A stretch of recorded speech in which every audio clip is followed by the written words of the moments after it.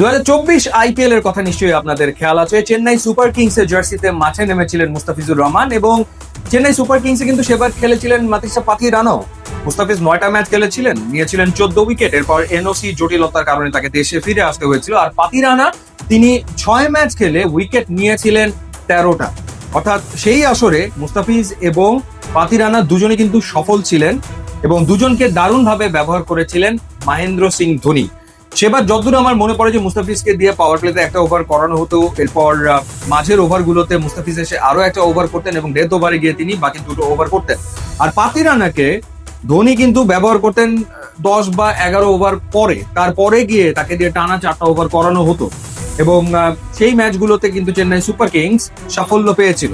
So এবারও আমার মনে হয় যে কলকাতা নাইট রাইডার্স মহেন্দ্র সিং ধোনির সেই কৌশল বা স্ট্র্যাটেজি ফলো করতে পারে এবং এই দুইজনকে তারা তাদের ডেথ ওভারে ব্যবহার করতে পারে একসাথে। সেটা হওয়ার একটা সম্ভাবনা ডেফিনেটলি রয়েছে।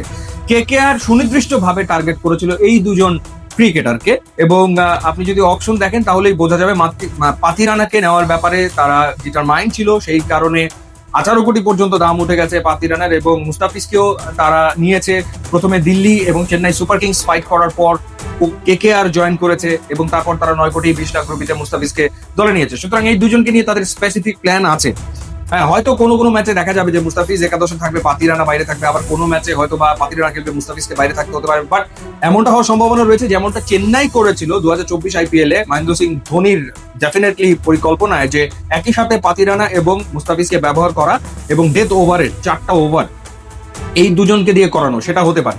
যদিও পাতিরানা লাস্ট সিজন সিএসকে তে খুব একটা ভালো কাটেনি, তিনি 12 ম্যাচে 13 উইকেট নিয়েছেন, ইকোনমি ছিল 10-এর উপরে, 32টা হোয়াইট বল তিনি লাস্ট সিজনে করেছেন। বাট দেন এগেইন আমার মনে হয় যে তাকে নিয়ে কেকেআর এর একটা প্ল্যান তো আছেই। এছাড়া তাদের যে বোলিং লাইন আপ সেইখানে সুনীল নারিন তো রয়েছেনই, সাথে বারুণ চক্রবর্তী রয়েছেন, দুজন একেবারে টপ ক্লাস স্পিনার তো রয়েছেন। ক্যামেরন গ্রিনকে তারা রেকর্ড পারিশ্রমিকে দলভুক্ত করেছে। এছাড়া হর্ষিত রানা রয়েছেন, অর্থাৎ হর্ষিত রানা, পাতিরানা, মুস্তাফিজ, 3জন ফাস্ট বোলার, ক্যামেরন গ্রিন 4, এর সাথে সুনীল নারিন এবং বারুণ চক্রবর্তী, এই হচ্ছে 6 হতে পারে। এরপরেও তো বিভিন্ন ম্যাচে বিভিন্ন কম্বিনেশনে তারা আসলে খেলবে এবং সেই অপশনগুলো তাদের ডেফিনেটলি রয়েছে।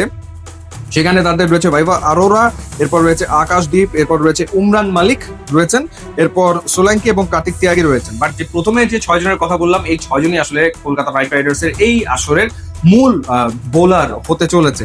এছাড়া ব্যাটিং এর ক্ষেত্রে তো ডেফিনেটলি তাদের ভালো কিছু পিক রয়েছেই। তারা ফিন অ্যালেনকে নিয়েছে, পরবর্তীতে রাচিন রবীন্দ্রকে নিয়েছে, টিম শেফার্ডকে তারা নিয়েছে। তো ওভারঅল দুর্দান্ত টিম, বাট বোলিং লাইন আপটা সত্যিকার অর্থে দারুণ। এখন দেখার ব্যাপার যে কিভাবে তারা তাদের বোলিং লাইন আপটাকে সাজায়।